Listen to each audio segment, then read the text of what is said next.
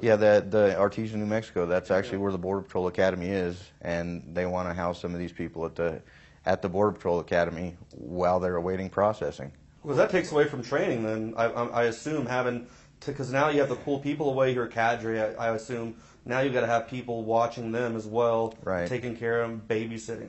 I imagine it's had a pretty big impact on training, but the agents that are there for training are not, they've not yet taken the oath, so yeah, they have no enforcement authority. So that burden is going to be on the staff at the academy, and I can't imagine that being the training possible. overall, yeah. Yeah.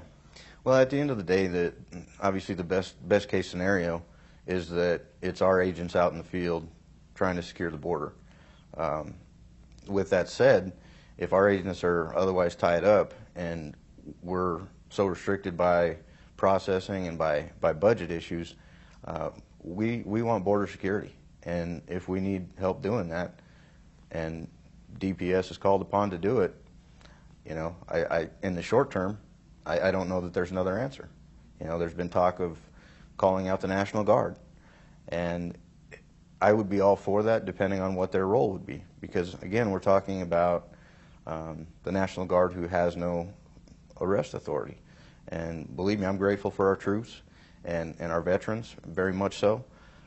But if we could get the National Guard to help us in more of a support role so our agents could be freed up to get out there and do more of an enforcement role, then yeah, absolutely, let's do it. But more importantly than that, I think, we need the Border Patrol to be 100% staffed. And right now, we're not 100% staffed.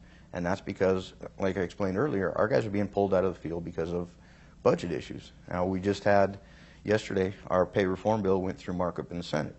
So we're hopeful that the Senate will push that and get that through, because that will effectively put 1,500 more agents back out in the field where they should be, and it will be at less cost to the taxpayer. So that's something that needs to happen, and it needs to happen quick. But that's one of the first best steps we can take. Combined with that, we also need to make sure that these people are not just caught and released. Otherwise, the flow is going to continue.